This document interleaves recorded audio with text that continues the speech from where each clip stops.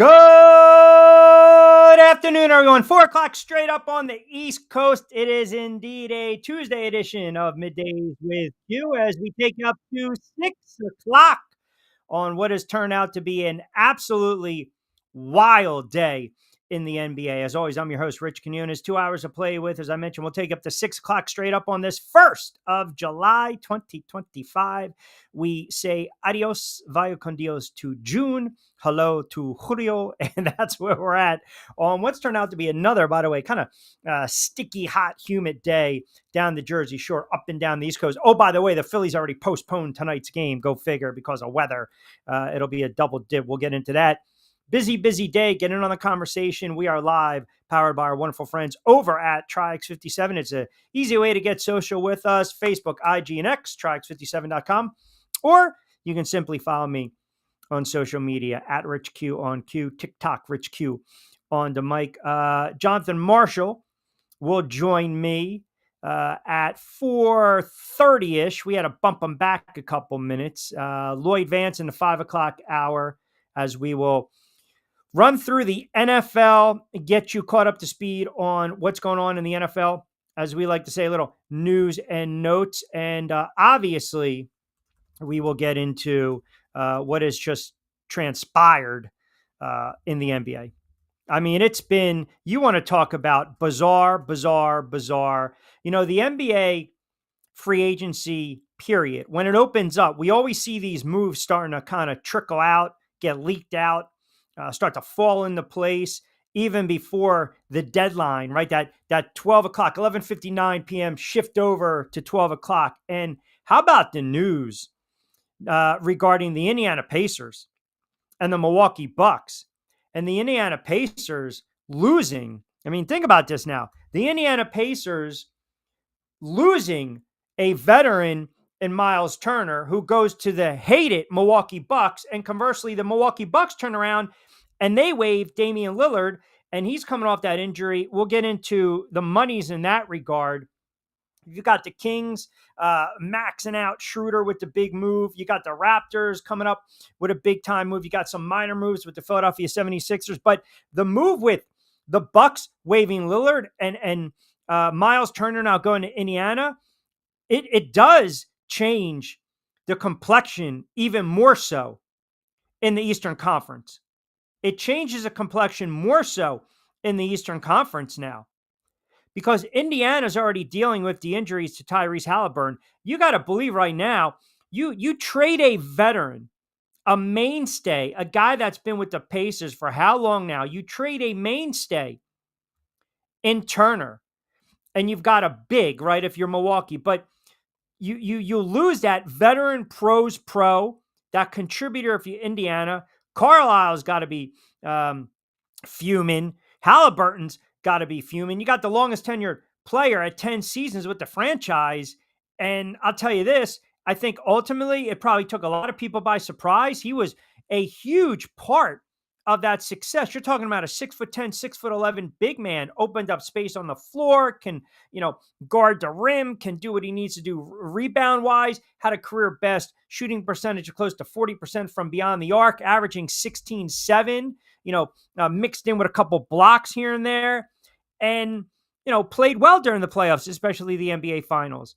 Now he goes to Milwaukee, which now will open up to Gianna's questions in a moment. But the Milwaukee Bucks waived Damian Lillard, and they're stretching, and I'll get into that. They are stretching the remaining $113 million on his contract, and they're doing that so they can acquire Turner. And that's pretty much going to be a done deal. Turner's contract with the Bucks, 4 years, $107 million. I'm reading right here. Let me get more of the particulars. It includes a player option for year 4 in 2028, 2029. He also has a 15% trade kicker. So that's a full 15% trade kicker, according to multiple sources who are telling Shams and ESPN. Now, Lillard had 2 seasons in Milwaukee, and he's coming off that injury, the torn Achilles, had that surgery in May, never wanted to go to Milwaukee, just was that consummate pro. Now, this is crazy. And if you're, Damian Lillard, how are you not going to welcome this release, right? Because now you're going to get all of your 113 million owed. All of your 113 million owed. Now he can basically choose his next destination and his landing spot. But I'm telling you, man, that's stretch provision right in the CBA. So now what happens is, because they waived him prior to August 29th, Milwaukee can now use that, quote, stretch provision. So for those that might not be very familiar with it, what happens is in the CBA, you're leaving now future draft assets untouched. So for salary cap purposes, the Bucks can stretch, like the theatrics, stretch his remaining 2 years to 5. So they can pay him $22.5 million per year, but the stretch salary can't exceed 15% of the salary cap, which I double checked is right around $24 million. It does change the complexion of the Eastern Conference. And now you have to wonder what this means for Giannis, because yesterday we brought it up. I mean, he seemed like he was ecstatic, right? He wanted to be that, that loyal player, finished a career with the Milwaukee Bucks. And now as it stands, who knows? I mean, he's probably not happy at all, with this move, but this is the NBA. And we've talked about it for how long now? These moves, just again, they constantly happen. And I think Milwaukee, am I going to tell you that Milwaukee got better? Well, if they keep Giannis and Turner, listen, and I didn't even get into the rest of the Eastern Conference with the Atlanta Hawks. Because as much as I was kind of being dismissive with the Atlanta Hawks quietly are making moves that tell you they are trying to go all in right now. They're trying to sign those impact players. They're trying to build upon last season, build upon a record of 40-42. They know in that Southeast division, you've got Orlando, you got Miami, Charlotte, Washington. They could compete. And, again, everyone, I can see already with the Lillard, I can't believe it. Here's a guy that, tore the ACL. He's rehabbing. Where's the loyalty? Come on, man. He's getting, so much money back, and he gets to land in a destination. He gets to choose his next spot, which is a rarity. That's a rarity. And he'll have a say. He's a very good player, but you deal with these types of injuries and you don't know what you're getting back. And like I said, it didn't work out for him in Milwaukee. He battled through a lot of injuries. He battled through some adversity. He's a good player. He's a stand-up player. And if I'm him, he's got to be absolutely giddy, because not only is he released, but there's money in the bank. There's money in the bank. And now I get to choose my spot, right? I get to choose my spot. Turner's going to be a welcome addition, period. And I already see the reports. Giannis is not happy now. Is this a tipping point? Is this a tipping point for Giannis right now in Milwaukee? And if that's the case, does it open up a conversation when it comes to, say, the Knicks trying to make a move and a push and a play for Giannis? And I don't want to hear this loyalty nonsense, because at the end of the day, he's getting paid, Damian Lillard, right?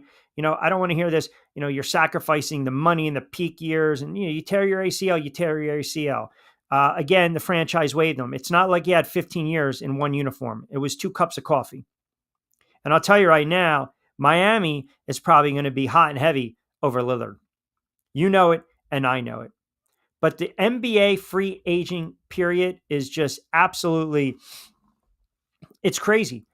It's absolute. It really is. I mean, I can't wait to get into this with Jonathan Marshall, and still a little more of the fallout with the Beasley stuff as well. I'll get to the comments. Some of you guys are already asking about, LeBron and the contract, and maybe the Knicks have a shot. I don't want LeBron James, to be honest with you. I don't. I really don't. Why? Because we're going to sit there and say Mike Brown's going to be the new coach of the New York Knicks. So he already has that built-in relationship with LeBron James and the run that they've had. I just don't care. I'm over LeBron James. LeBron James is not making the Knicks a title contender. He's just not at this point of his career. Sorry, not happening. It's not happening. Now, I know what everyone's going to sit there. Well, you got Bridges, OG, Robinson, Jalen, LeBron. There you go. That's going to propel the Knicks to the Eastern Conference Finals. Well, the Knicks went to the Eastern Conference Finals. The Knicks were right there to win when it counted the most, right? I mean, let's just be realistic here. The Knicks were extremely, extremely, extremely close to going to the NBA Finals. But ultimately, they lost in 6 games to Indiana, and they had an opportunity to win that game in at least 6 or potentially 7. They never got to that spot. They never got to that place. But the money, the contracts, absolutely insane in the NBA. Man chimes in like he does early. Let's go already. 4 o'clock. Read the room. You know how it is. Isn't there a LeBron to Knicks rumor swirling? Let it swirl.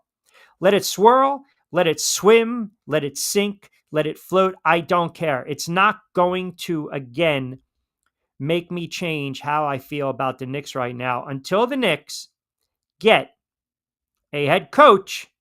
Again, put a head coach in place, then we can talk. Then we can talk a little bit. But right now, there's no rhyme or reason to what this team's doing, what this franchise is doing. None. But man, the NBA decides, NFL, have a back seat for a little bit. Remember, too, all these deals that were coming down, it was always supposed to be like 11.59, right? 11.59. By the way, Jericho Sims has also agreed to a 2-year deal with the Bucks. I mean, that's crazy. That is, he's got a player option second season. So again, now you got the big man. He played in a career high 53 games last season and all 5 playoff games. So it is steady. It is fast. It is furious. We'll get you some Sixers thoughts as well. As I mentioned, Phillies postponed tonight. Summer League right around the corner in the NBA. Miami Pro League as well. NBA free agency. Lloyd Vance at 5:05 on the NFL. Today, we break down the AFC West. The AFC West, and we got to sprinkle in and mix in some news and notes going on in the NFL as well. I saw that Darren Waller is, quote, coming out of retirement. I guess the music, the whole rap game didn't work out for him. He was an absolute bust for the Giants. Absolute bust. See, here's the thing.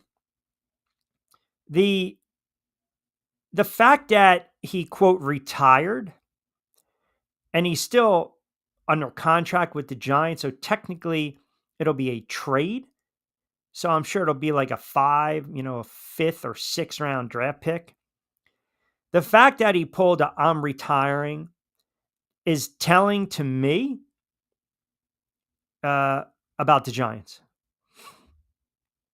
It is. I mean, he had all these goofy comments on his podcast. He basically informed the Giants he planned to retire. He announced he was going to retire. Then he announced he's returning to the league. And then on Tuesday, he was traded with a conditional 7th round pick to the Dolphins in exchange for a 6th round pick. There you go.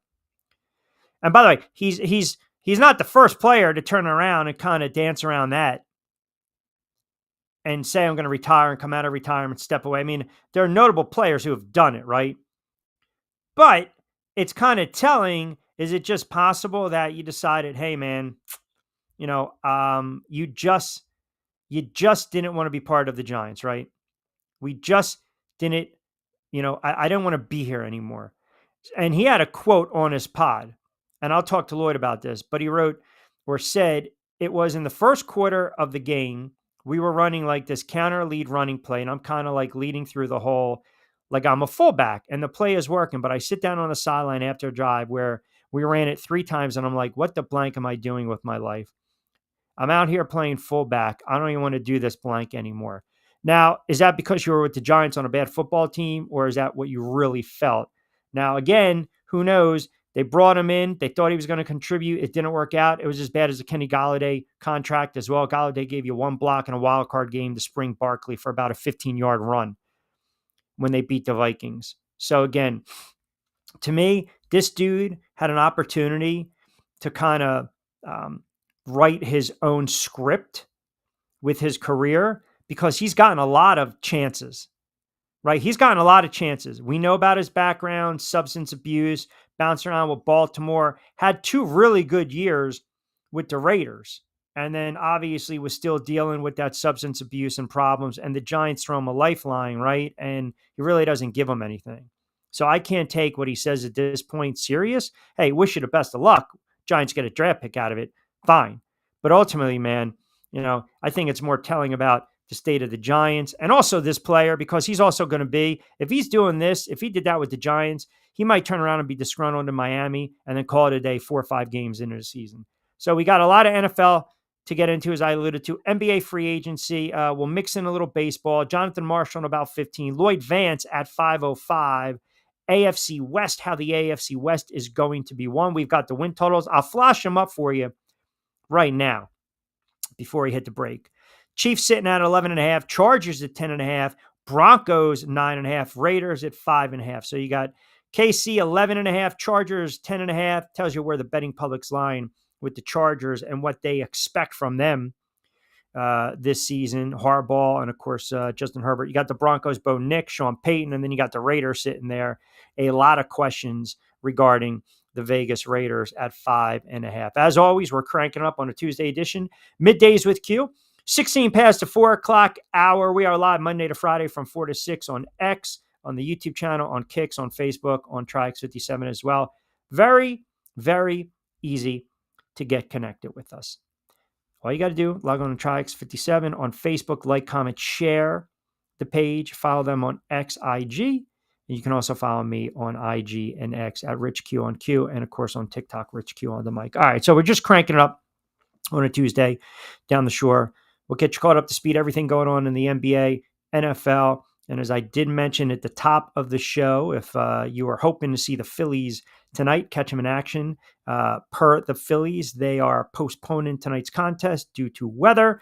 So that will be made up as a double dip. Right now, Yankees up on top of the Blue Jays, bottom of the third, 2-0. So good to see the Yankees actually scratch out a couple runs ASAP. One quick point on the Phillies I did want to make, and I don't know how many people are really watching a lot of baseball or a lot of NL East baseball, or really in our backyard. We do have a lot of Phillies fans that do watch religiously.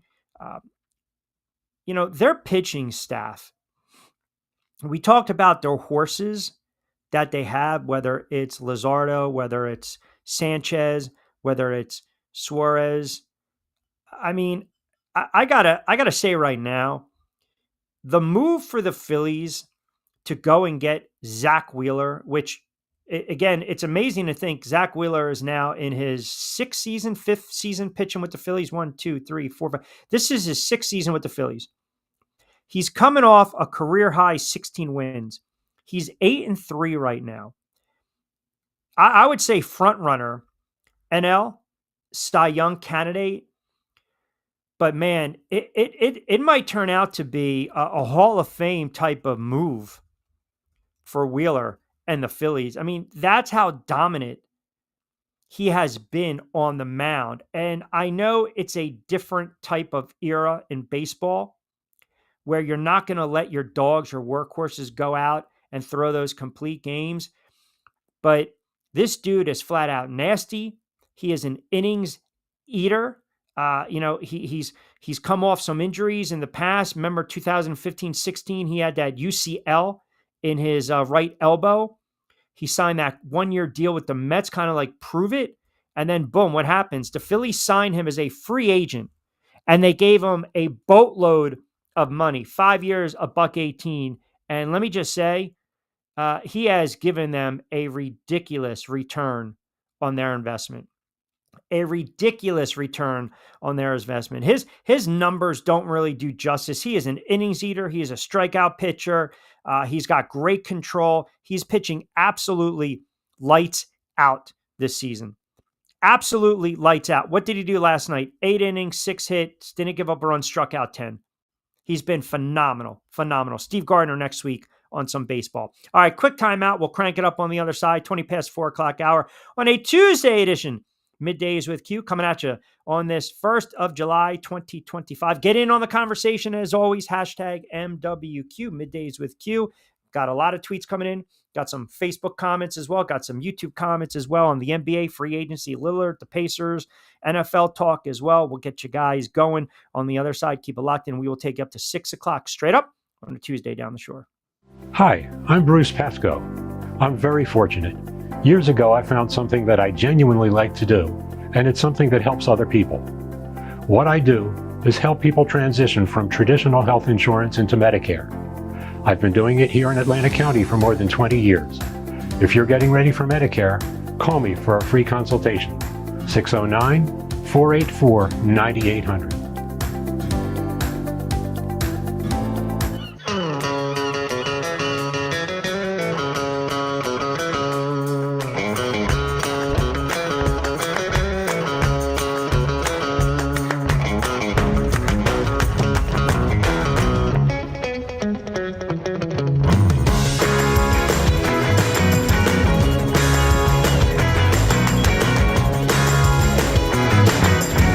This is what the Down Beach Seafood Fest is all about. It's about community, it's about friends, it's about culture, right? The food culture in Atlantic County is rich.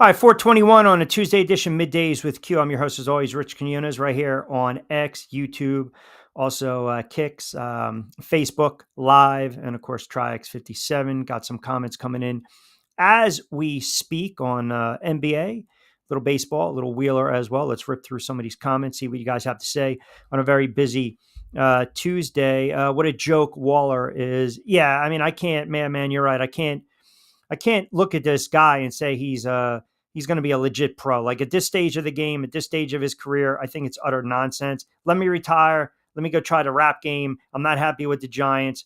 I want to take my ball and go home. And here we go. Yeah, 19 and 20. He was a great tight end.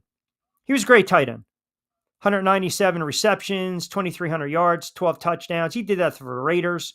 They gave him the money. They gave him 3 years, $51 million. Again, trading him to the Giants the following year. It just did not pan out for Waller in New York, and who knows if it's going to pan out for him with the Miami Dolphins. What do we got here? It's okay to laugh. By the way, I like that handle. Wheeler's ERA in the month of June. It's ridiculous. It's 0.58. It's utterly ridiculous. And go back to the 2-0 loss against the Astros. He only gave up 1 run on 3 hits, and I believe he struck out 8 or 9. I mean, he's got 42 strikeouts right now in the month of June. He's given up 1 home run in his last 5 starts. He's eaten innings.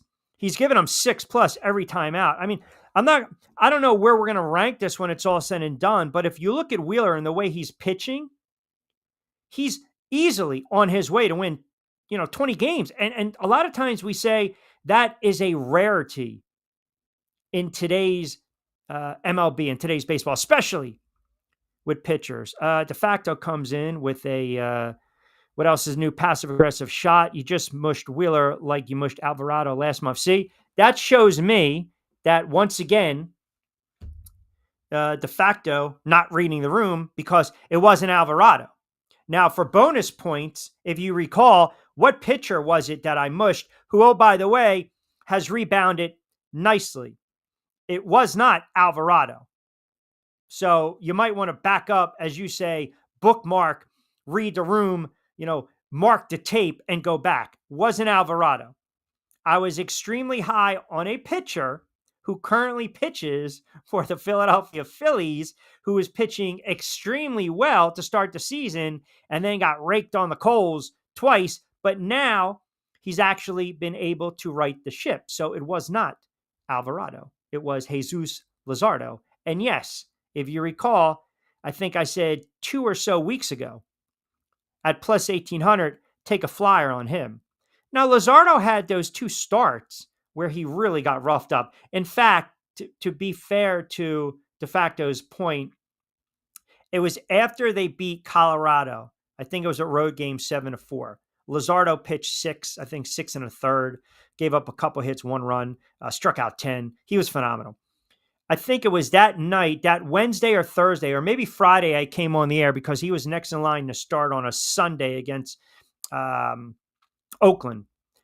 And I recall saying on the air, take a flyer at 1,800 right now. He's a dark horse to win the NL Cy Young Award winner. And then he promptly comes back, and his back-to-back starts, he gives up 3 runs, right? I think it was to the A's. Shelled. He got destroyed against Milwaukee, where he gave up 12 runs, but he bounced back. He steadied the ship a little bit. I know the last time out he lost on the road to Atlanta, but again, he's 7-4. So they'll right the ship. They'll right the ship, and he's still trying to find his way, I think, with the Phillies, to be quite honest with you. It's his first year in the Phillies, and he's already on pace to have a career high in wins. He was 10-10 with the Marlins a couple seasons ago, but it was Luzardo. So as we say, read the room. Luzardo. DJ chimes in North Bergen. Wow, listening on Facebook, Triax57. We appreciate that, D. He wants to talk a little NBA and says, do you think now this will sway Giannis to not want to stay in Milwaukee because of this move? It's business, ultimately. It's always business, right? We say it's business. It's never personal. I'm sure that Giannis has a hand in what's being said. He's got input. He's earned that right. We know the NBA, I talk about it all the time, Players League. But is it enough where his input is going to, sway Milwaukee brass either way? Like, are they going to make the moves just to appease him? They already won a championship with him. They want to keep him in Milwaukee starting to finish his career. The other story too, which it's not really a story, but this is what happens when you're a champion, the best player in the game, and an NBA MVP, SGA, 4 years, $285 million. Super max contract extension, which is the richest annual salary for a player in league history. Now, just go back for a moment or two. Here's a player. This is crazy when you think about it. Here's a player that was drafted and played with the Clippers, which is like almost an afterthought. And then he's just blossomed now with OKC, and now he gets a supermax contract. Absurd, right? Absurd. Happy Bobby Bonilla Day. That's right. I think the Mets owe him about $2 million. Yep. I feel as though that contract, it's been going on for like 50 years now, right? Bonilla hasn't played in 20 years. He hasn't played in 20 years. Mets pay him $1.19 million every July 1st. When is that ending? Wow. So this Bobby Bonilla Day will end in 2035. It's crazy. That is absurd. So it started 2011 through 2035. Hasn't played in 20 years. Bobby Bonilla. Oh my goodness. That's not a bad day, right? You wake up on July 1st and you're saying to yourself, hey, I'm about to cash in about $1 million or so, right? About $1 million or so. Jonathan Marshall in a couple moments. I want to get into, we got a lot, by the way. I see a lot of Sixers comments coming in. We will definitely get into that. We will get into all the NBA free agency moves as well. So we will certainly, I want to get his thoughts, obviously, ultimately, because it's been such a busy day in the NBA. I mean, it's actually, when you really think about this, it's almost, it comes to, I guess you can say, a level of absurdity when we're talking about these contracts in the NBA, because you can be a player that, again, is just sitting there, and maybe you're a role player, right? Maybe you're coming off the bench. Maybe you're a player that's not averaging 20, right? I mean, it sometimes it just doesn't matter. Maybe you're sitting there and you're a player that's uh, 12, 11 a night, right? And you're going to be able to capitalize big time. That is where we're at right now in the NBA. That's where we're at. You get these super max, these max contracts, these deals. I mean, it's absurd the money that's being made by some of these players. Now, again, I'm not gonna sit here and tell you anything different. I'm just gonna tell you that it's crazy. All right. Jonathan Marshall on the other side. We're gonna take a very quick timeout. We'll come back on the other side. We're gonna reset the table, keep it locked in. 4:30 on a Tuesday edition, Middays with Q.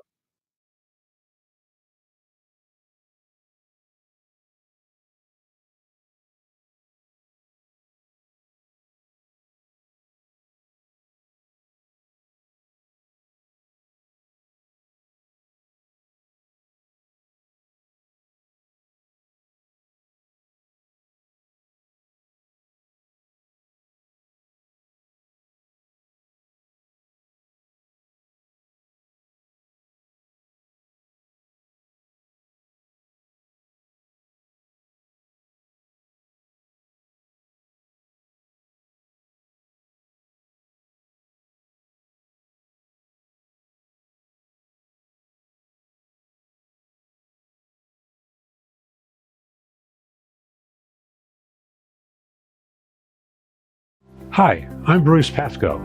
I'm very fortunate. Years ago, I found something that I genuinely like to do, and it's something that helps other people. What I do is help people transition from traditional health insurance into Medicare. I've been doing it here in Atlantic County for more than 20 years. If you're getting ready for Medicare, call me for a free consultation. 609-484-9800.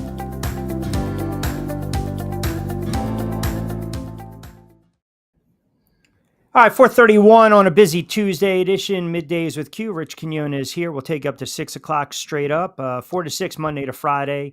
Triax57, Facebook, IG, YouTube, X as well. We got our guy, I think is he wearing a Phillies hat right there, and he knows they're rained out tonight. I thought maybe it was a Sixers hat. You can tell he's growing the beard, which means he's probably not sleeping a lot because of the baby and the newborn. He's got to keep up to speed, everything going on with the NBA news and notes. Does a great job, WMUR, as we like to say, the Boston area. My guy, Jonathan Marshall. How you been, my friend? I'm exhausted, boss. I can't lie to you. I'm tired. That's all I got. I'm exhausted. On top of, I feel like I miss every minute that I'm with the little guy. I missed something in free agency. You got to update me. What has there been a major? Has Giannis been traded? Has LeBron been traded? Like, what's happening? Well, listen, I mean, we'll get to LeBron in a minute. We'll get to the big G Giannis not happy going on. I mean, think about this, right? SGA with the Supermax. We'll get into Beasley as well. Let's start with the obvious, right? The Indiana Pacers, they got to be livid right now, right? Halliburton, Carlisle, the brass. Turner now goes to the dreaded Milwaukee Bucks. Milwaukee Bucks then turn around and they waive Lillard. Talked about that stretch compensation, that contract. Now, again, when we look at this move right now, is this addition by subtraction? Is it a wash? Obviously, it weakens Indiana. Does it strengthen the Milwaukee Bucks? So they got better, right? Miles Turner is a good player, but what's the end game for the Bucks here? You're still relying on Kyle Kuzma to be a productive, winning basketball player. As far as I'm concerned, he's not any of those. And so I still don't trust this roster. They just traded Pat Connaughton.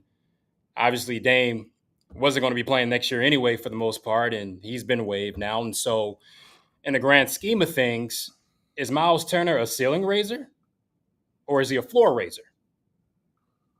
I think he's a steady player. But is steady going to get you championship level play?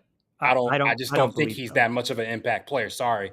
With all respect to what he's done for Indiana, you got to have more than that. And when Milwaukee was at their best, they had a Chris Middleton, right? At his peak. They had a Drew Holiday. They had a competent roster, a complete roster. Guys who were committed defensively, guys who were serious about winning. I don't see enough of that on this Bucks roster. I just don't. Yeah, it's interesting because sometimes you make moves to make moves, right? And I'm wondering now, in your estimation, in your opinion, do you believe this move kind of signals the end for Giannis in Milwaukee? It should. I think both parties should quit doing this dance. And this is what annoys me. It annoyed me with the Dame in Portland situation. Look, this isn't going anywhere, but nobody wants to be the bad person, right? Somebody has to make that decision, say this isn't going anywhere.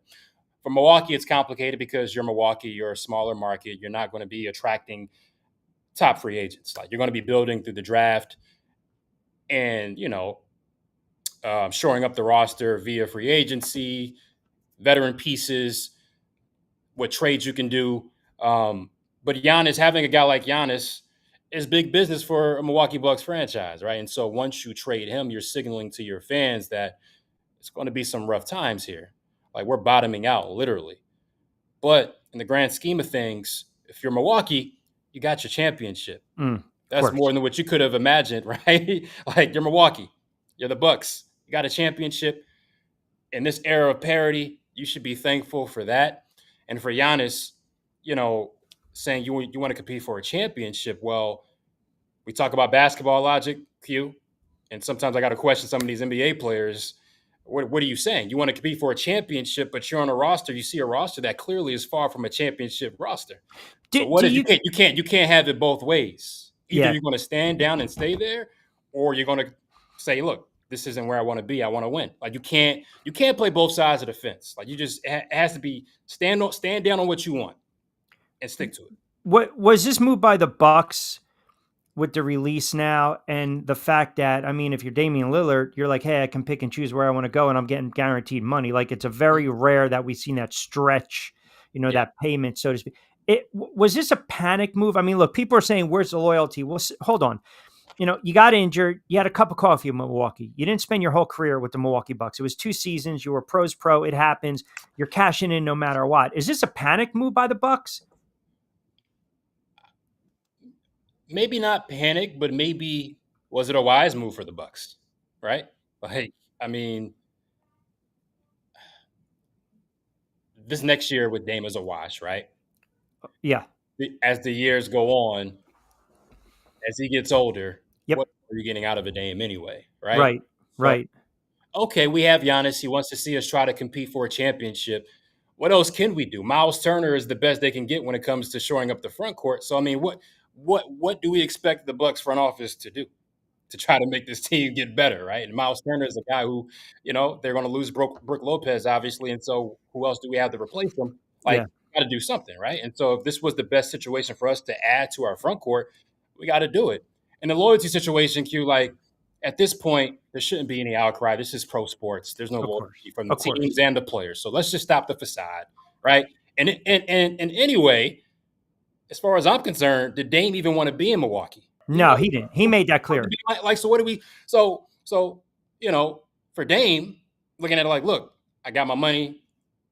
Now I can decide where I want to go, whether it's Miami, wherever it is, and rehab for the next year and come back and we'll see what happens. But the whole loyalty outcry, I don't want to hear it. I'm over it. Like, this is business. The players know it. The owners know it. It is what it is. Let's move on. Yeah, well, speaking of which now, if I think it opens up, Pandora's box really in the Eastern Conference. Let's forget about Boston, Indiana with their own issues. And a couple of the guys have been getting on me. I haven't really given the flowers now, but, look at Atlanta. Just quietly, this team won 40 games in a very weak division. They've got some depth. They've got some talent. We know they've got some scorers. Now you think maybe Atlanta's going to sneak up on everyone in the Eastern Conference. I like what Atlanta's done. They've added some solid guys who have specific roles. A Nickeil Alexander-Walker, a Luke Kennard. In addition to the young pieces that you had, Dyson Daniels, one of the most improved guys last year. Jalen Johnson was on a tear last year. He really leveled up before he got hurt. That's a guy that I think people need to really pay attention to this next year. Zachary Richaset coming back for his second year. They have guys around Trae Young who are long, who will defend.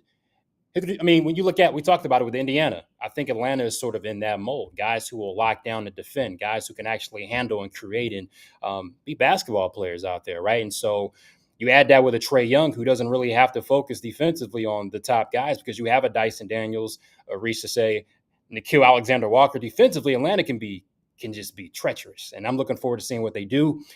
This is their shot. Top 5 in Eastern Conference? Based off on paper, yes. Based off Milwaukee, we assume will fall doesn't back. Win you championships. Exactly. Though. Boston, we assume will take a step back, right? Do you want to believe in the Sixers? We'll see. It's shaky because Joel Embiid's knees. It's a shaky foundation. And so I think this is a great opportunity. Indiana, obviously, with Halliburton. This is a great opportunity for Atlanta with Trae Young, right? We talk about Trae Young and can he be the guy to lead that franchise to a championship? This is the year that Trae Young can do it. He has to do it this year. This is the greatest. This will probably be the best opportunity for a lot of these teams. Orlando, Atlanta, the Cavaliers, Philly. This is your year. Your Knicks, right? Like, I love what you guys have done. Jordan Clarkson. Like, I think that's a good signing, right? And so there's a few teams who can really take advantage of this opportunity this year and make an Eastern Conference Finals run. Jonathan Marshall, kind enough to join us for a couple moments. WMUR talking a lot of NBA free agency periods, which is never a sleeper anymore. It's not 11:59, 12 o'clock. These stories, these deals are being dropped left and right. SGA cashing in Supermax. That's what happens when you're the MVP and you win a championship. I want to get a couple thoughts, and I want to turn our attention to Beasley, but a couple guys coming in. Wanted to get your thoughts on just some NBA hoops. My man, it's okay to laugh. Yabu no longer Sixers. How do they pivot at the 4 spot? This is a great question, right? Precious, Drummond rumored to be on the block. Thoughts. So they got to add right there. Sixers making a couple minor moves here and there. How about the landscape of the Sixers right now, presently constructed? They got to shore up that 4 spot, and that's been a position that, Yabu was a great addition last year, and there was always a chance, especially with how he played. He took a bet on himself for that 1-year deal. Yep. And look, kudos for him for betting on himself and getting the deal that he wants and was looking for. Right, $12 million. So look, salute to him for a guy who was out the league a couple years ago, right, and had a big showing in the Olympics for France. So that's a position that they need to shore up. They need a guy that can. How about the kid they just signed?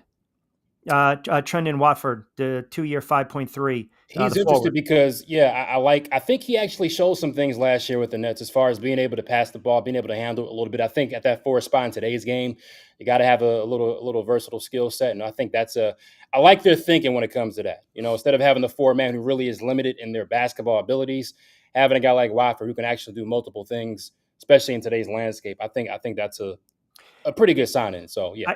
I got some guys on Facebook and kind of what the commenter just said, Jay, Kevin, Tom at Summers Point, Bobby D saying, hey, Q, now the East is really wide open.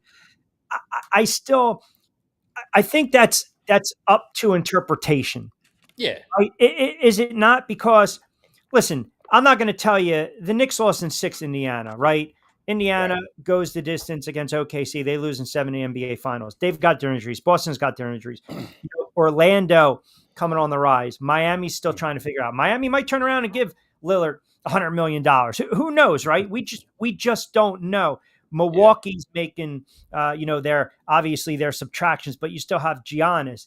The Sixers, everything's contingent on the health of Embiid. I discount Toronto, Washington, Brooklyn. Right now on July 1st, based on what we've seen the last 24, 48 hours, kind of handicap the top 2-3 teams in the Eastern Conference.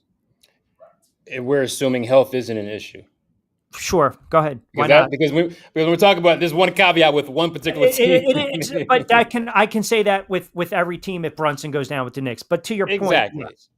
I think Cleveland has to be number one.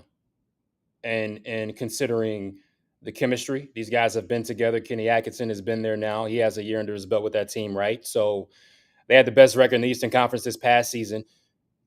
There's no excuse for Cleveland not to be the top team in the Eastern Conference once again this year. I don't want to hear any. Hold on a second now. Mm-hmm. Were they in your mind, a legit?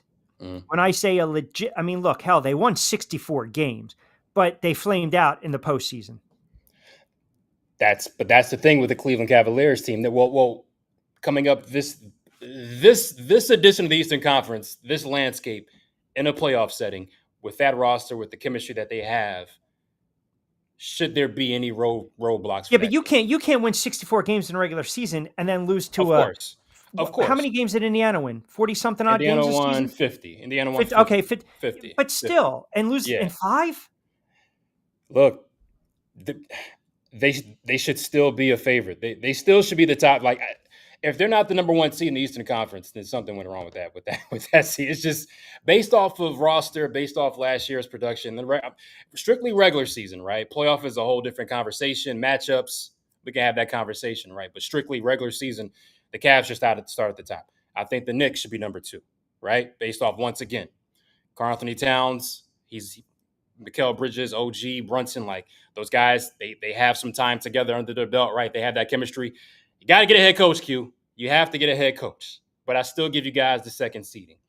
After that, I really think it's a toss-up. I mean, I can see Orlando being a 3rd seed. I can see Atlanta Hawk being a 3rd seed.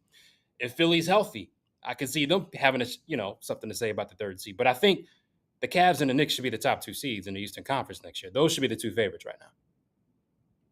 Quick, I want to pivot a little bit. The Malik Beasley, I mentioned this yesterday. I started the show off with this, and I think what we're running into right now is not even just a trending problem at the end of the day when it comes to sports and sports betting.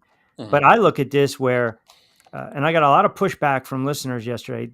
The NBA made this bed, and now they have to lie in it. And this was years ago when Stern flipped the script on how he felt about sports betting and gambling. And we know that forward-thinking Commissioner Adam Silver, you turn around, everything's brought to you by X, Y, and Z, injuries, props, pre, post, halftime, player of the game. It doesn't matter. Broadcast rights, network, everything is brought to you by an app.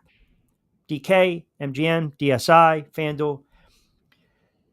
Look, I know they're going to do their investigation. We already saw it with the Kid Porter. We already saw it with Rozier. Nothing transpired. The Kid Porter got banned for life. I think they're going to find something here with Beasley. If these reports are true, his handle on the sportsbook apps, you go back, the film doesn't lie. I mean, it's a bad look, right? Because player props, you can manipulate it. I think in the NBA, it's a lot easier to kind of manipulate that to your advantage when it comes to betting and kind of beating the house, if you will, than say the NFL. Like if Patrick Mahomes is having pick sixes left and right, either he's just lost it as a quarterback or, he's in cahoots. Something's going on. I think it's a different animal in the NBA. I think it's a lot more easier to manipulate and get away with. I think there's going to be more players coming out. Now, I said this the other day, let them gamble, but not on their respective sports, and regulate it in some capacity. You're not going to prevent them from doing it. But a guy like Beasley, very close to inking a big deal that would have set him up for life, right? In a franchise that wanted him back. Now, all of a sudden, that's off the table. So, you hear this story, this bomb that gets dropped with Beasley and gambling. What's the first reaction? I'm not shocked. Like the Jonte Porter situation, right? Like, as soon as you hear one story, my initial reaction was like, oh, there's definitely more. Like there is definitely more. Well, it's coming out now that he had financial issues. Oh, so, I didn't see that. So yeah, there's a report according to a lawsuit that was written in the Detroit Free Press. It was a very good article. A lawsuit was filed in April from Hazan Sports Management Group claiming Beasley has missed payments on $650,000 advance, breaching a contract between two parties. They were seeking about $2.25 million in damages. Now, again, you're an NBA player. You're making a couple million. You're going to tell me you can't cut a check for $650,000? Something doesn't add up. Well, two things come to mind, Q. He has poor management when it comes to finances. What else? What other expenses does he have? Does he have a staff? People on staff that he's paying money to. We don't know his finance. We don't know $6 million last year with the Pistons, right? And he made just shy of $60 million thus far in his career. I just want to throw that out there. It's disappointing, Q, because how many guys people would love to be in his position to make millions of dollars to play a game. You don't have to do this. You make that money in one game, and you're just throwing it all away. So I don't have pity for guys who just throw it all away when you don't have to, right? And number two, these are still humans. Humans have vices. If you continue to put vices in front of our faces, you can't be surprised when we take part in the vices that we have. And so some of these vices for these guys is gambling. And you continue to push like ESPN Bet is a major, like all these things are pushed in front of us when it comes to these sporting events. It's on our phone. It's easy access. I can make a bet right now whenever I want. Yeah, but, like, but it's an issue. Don't you also think, I get it, addictions, vices, you want to steer clear of those certain things, whether you have bad management or not, but there's also decorum and common sense. Of course. And not being dumb about it. And, of course. And just careless. And, yeah, guys were mocking me yesterday because I was reading, hey, apparently his handle was like Beasley at Detroit, the gambling. I don't know if it's accurate or not, but listen, the kid Porter didn't cover his tracks. Right. He had guys doing it for him that got leaked. Ohtani's interpreter, you're going to tell me you check your checkbook, your savings account, you see millions of dollars missing. You're not going to question it. Like, Rozier, I feel as though the NBA, this is going to be a major problem with the NBA because they want to get more eyeballs, and now the books are going to be very judicious in their approach and how they lay these props out there. Listen, if you see suspicious activity, if I put $50,000 on a prop, someone's going to be like, wait a second, this is not adding up. Right. That's why we see like the regular moves when there's $1 million here and there, we see the line will swing a point or so. And typically in the NFL, it's more or less because of a quarterback going down or not playing or being benched or whatever. That warrants that 2 to 3 to 3 to 5 point swing. In the NBA, it's totally different now with these props. Right.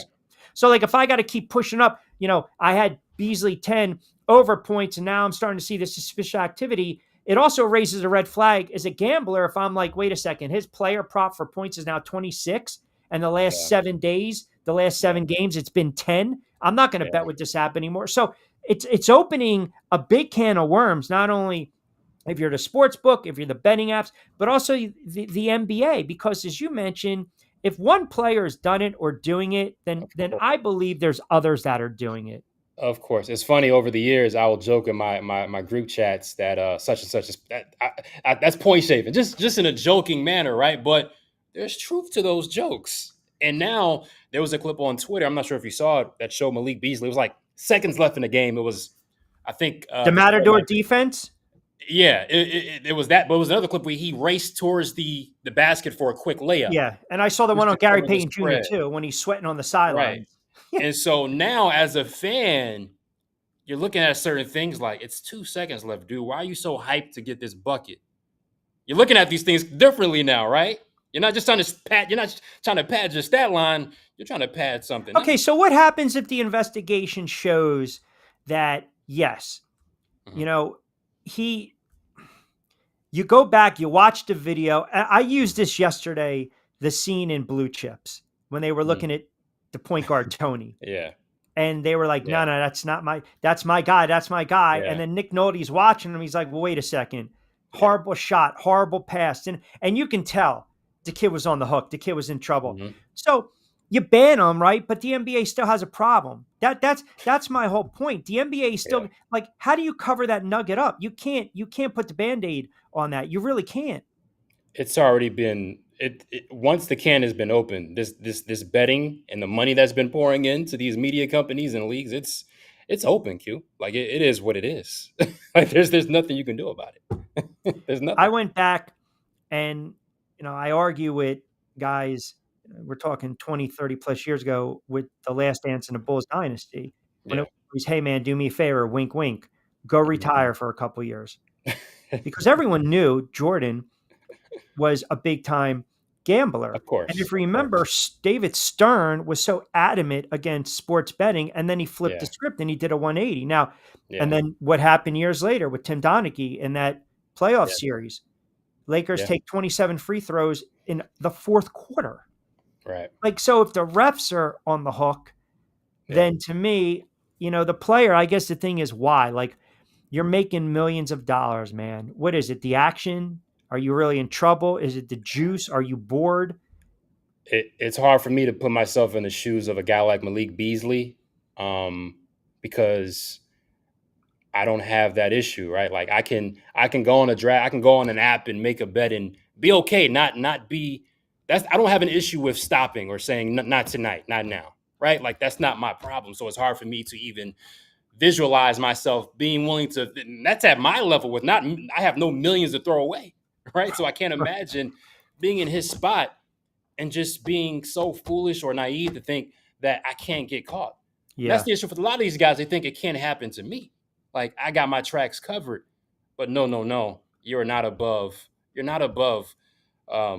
what can happen in the repercussions. It can happen to you, and it will happen to you if you're not careful.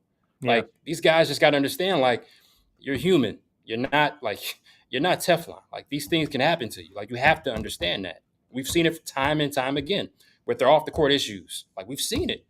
Like these guys, they have this mentality like I can do what I want, and there's not going to be any repercussions of it. Like, but this if this suit is accurate and it holds some weight, then it puts them in an even worse light because now you've got motive, right? And now, I mean, again, you're on the cusp of signing a nice contract, right? And now all of a sudden, that deal, you're looking at 3 at 42, 45, and now that's pretty much on hold, right? And even if the investigation shows he did nothing wrong, I would still be very hesitant if I was a team to sign him. The court of public opinion, the jokes are going to fly off. He will, like even Terry Rozier, will always remember the betting allegations. Yeah. So no matter what you do, that will be tied to you forever. Yeah. That's just the reality of it. That's just human nature. So when you bring up Malik Beasley, or the guy who had the betting scandal, yeah. And every questionable play, every questionable move or shot will be looked at. If he's found to be innocent, Q, and he plays this season, the people are going to clip up highlights on Twitter at every bad move that he makes on the court. It's going to happen. Of course. When he does the YMCA crossover and he can't finish the layup, that's it, man. I'm going to look and I'm going to say, oh, look at that, plus 10. Against your Knicks, right? He dropped the pass, didn't he? So what are we talking about here? All these things, because the allegations are here, everything will be looked at funny in the light. That's just that's how the game works. I don't make the rules. No. I mean, but it does, like I said, it makes for a very interesting conversation going forward because it does. We've seen it in the NHL. We've seen it with Ridley in the NFL. Obviously, in baseball, I mean, Pete Rose, the most prominent, and it's not going away. And as I mentioned, look, these leagues wanted to get in bed with sports betting and gambling. So they made their bed, no pun intended. Now they got to lie in it. And they got to deal with it. So if people want to rip these leagues right now because of what's going on, and they're going to honestly sit there and say, well, look, everything's rigged. This is, you kind of already know the outcome prior to. Why am I going to bet? This is utterly ridiculous. Yeah. The NBA wants a game 7. They won a game 7. The NFL, wants Kansas City to go through the AFC. They want the Eagles in that, that flex game. They want them to go for home field advantage late in the season. Like all bets are off right now, right? So now we're going to be watching. So, all right, 30 seconds. Will the Knicks have a head coach by next week? If they call me, they will. I'm ready to go, Q. Is it going to be Brown? I think all signs are pointing to Brown. It makes sense. He has experience. He did a really good job in Sacramento, right? Like they made the playoffs for the first time in a while with him, right? And yeah, I have retread though. He is a retread, but at this point, it's kind of late in the game, right? You got to it's already, the draft is passed. The free agency has already started. Like you guys are signing players without a head coach. Like what's happening here? Training camp is in a couple months. What are we doing? I mean, what are we doing? Listen, I don't have. Dawn Staley was mentioned. I said, go out and hire Doris Burke. Go ahead. Just get someone on the sideline. Listen, please. Kendrick Perkins. Hire Kendrick Perkins. Richard Jefferson. Somebody. I don't think so. Since we're just throwing, we're throwing darts on the wall, right? Like sticks. All right. Everyone give Jonathan a follow on X. He's always kind enough to join me for a couple moments at John_Marshall3. And of course, does a great job. Writer, anchor, WMUR. Also has the Marshall Time pod. Him and his brother dropped out on SR 1029 FM The Game. When is a new episode going to be dropped? I'm hoping within the next 2 weeks. Because Baby schedule permit. Come in. You can only use the kid as an excuse for the first month. You're right. You're right. I'm still adjusting to this. It's a grind, Q. Like it's a grind, man. Hey, I mean, I'm hoping. I warned you. Within the next 2 weeks, I'm hoping. Listen, I warned you guys years ago. I warned you years ago. You get the career established. Then if you want to dibble and you want to dance and you want to hang around and smoke and joke, go do all that. Get the career in order first. And you've done that for the most part. But it is true. That's good wisdom. Get the career off, then do it. Build what you want to have. And we leave it at that on a Tuesday. All right, brother. Appreciate you jumping on board for a couple moments. All right, take it easy. All right, you got it. There's my guy, Jonathan Marshall. Give him a follow on X. He's going to join us next week as well. A lot of NBA comments coming in. Lloyd Vance going to join me right around 5:05. Let me see here.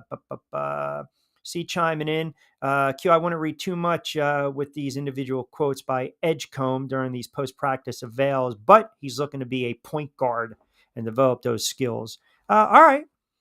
Sixers are going to be interesting, as Jonathan mentioned, as long as Embiid is healthy. That's kind of the caveat with the Philadelphia 76ers. All right, quick timeout. 16 $, 60 to play with on a Tuesday edition, Middays with Q. Want to remind everyone, as always, you can get social with us. Follow along on Triax57, Facebook, IG, and X. You got to like, comment, and share their page, please. Log on, Triax57.com. You can follow myself, IG, and X at Rich Q on Q. TikTok, Rich Q on the mic. Got a lot of comments coming in. YouTube, Facebook, X. We will dive into those on the other side. Lloyd Vance is going to join us in about 5. We will punch him up. We'll talk a little AFC West with him. We got 60 to play with, and we'll take you up to 6 o'clock straight up on a Tuesday. Be right back.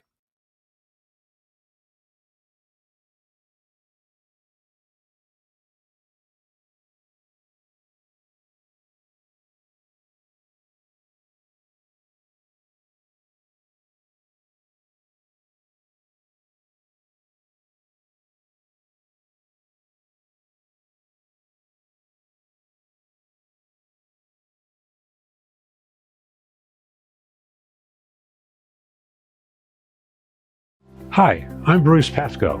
I'm very fortunate. Years ago, I found something that I genuinely like to do, and it's something that helps other people. What I do is help people transition from traditional health insurance into Medicare. I've been doing it here in Atlantic County for more than 20 years. If you're getting ready for Medicare, call me for a free consultation. 609-484-9800.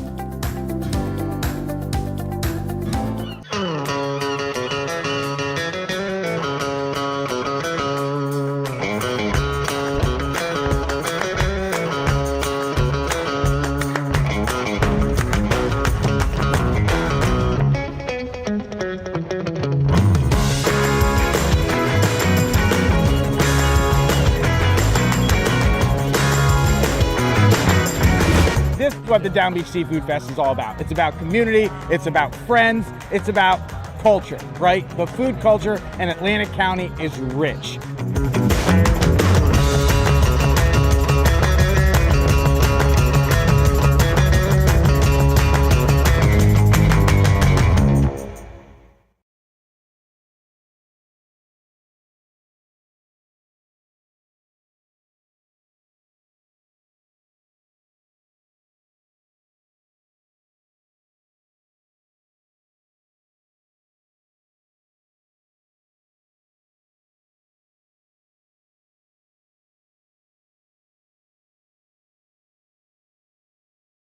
All right, 5 o'clock, straight up on a Tuesday. Appreciate everyone keeping us tuned in as always. Very busy Tuesday, July 1st, 2025. Get in on the conversation. Middays with Q. I'm your host, Rich Quinones. Some great traction on the Triax57 Facebook Live page. You guys are fantastic. Already seeing these views going nuts. So we appreciate the eyeballs and keeping us locked in. I want to get into some comments as well. Joe D, Summers Point chiming in. Q, do you really think Wilder's going to make a difference with Miami? I don't. I really don't. Unretiring right now, they need a tight end. You got a veteran guy. Is his heart in it? See, that's the problem. You deal with some of these players and they decide in the witching hour that they want to retire, or they decide that They just don't have it in them anymore. I mean, you can't be a part-time player, right? And we talk about this with the quarterback position all the time. You're either all in or you're not. And if you're not all in, I can't take a flyer on you. I have to be very, very, very careful. And that was one of my concerns with the Pittsburgh Steelers going after Aaron Rodgers, right? Ben chimes in, Q, you got to be kidding me. Waiving Lillard is blank, blank crazy. I mean, it is, but it's not. It is, but it's not. And I'm telling you, you basically think about this, right? Portland and Milwaukee kind of blocked Miami from getting them years ago. I mean, think about that for a moment. Now, as it all pans out, he's free to go anywhere he wants, and he's going to get paid. And like I said, I'm not going to sit here and tell you about loyalty, because yesterday you guys were killing me about LeBron because I was saying the money on the table. All I questioned was, do you really want to win a championship, right? Lyle chimes in, Q, there's no chance that they survive this and Giannis stays. I think you guys are putting a little too much stock into this. Like, it's a very unique move, and you're paying him. His 2 seasons with Milwaukee, they were unfulfilling at the end of the day. Look, he played when he was healthy, he contributed, but he got injured. And now they look at him as damaged goods and they want to go in a different direction. But I'm telling you, eating $113 million left on a contract it's insane, right? I mean, insane. G chimes in, waiving Lillard just to sign Miles Turner is crazy, Q. Guys, it's the NBA, man. I'm not going to tell you if the move makes them better or not, right? It's the NBA. That's all I'm saying. It's the NBA. This is what happens in the NBA. We see goofy moves like this. We do. Now, do we see it in the NFL? Do we see it in the NFL? Well, we do see moves that are at times questionable in the NFL. I think we can all agree. If you're talking about, dealing with contracts, right? That's one thing. If you're really dealing with contracts, then you got to sit there and say to yourself, okay, man, do I really want to take on this contract? Do I want to deal with this guy? It's different in the NFL. It's a different animal in the NFL. And I know people don't want to hear it. It's not the NBA. It's a players league, right? We know that. 7 past 5 o'clock hour as we welcome in our good friend Lloyd Mance, who's just, laps on this Tuesday edition of Middays with Q. I mean, he's ready to go. We don't know where he is today. We know we got the backdrop right there. Are you back in Sukasa, or are you, still dealing with the vacay? I'm home, man. I'm home, ready to roll. You are home. How about this Waller nonsense, right? I don't want to play with the Giants. Let me retire. Here we go. And now I'm going to hang out in Miami for a little bit. I mean, I can't take this guy serious. Well, Q, at this stage of his career, there's really not a lot left. He did not play well, finished up with the Raiders, and then he has one season with the Giants. And, yeah, he didn't want to be there. Good, kudos to the Giants that they got something for him, and he's going to go to Miami. We'll see what he has left. But I was talking to some guys, and I don't think there's much left with his legs. So, we'll see after a time off if he can come back. We've seen a couple of guys do that in the past, but usually they're a shell of themselves. That's always the case, man. I know we talked a little bit about some of the moves over the weekend. I mean, and really what just transpired.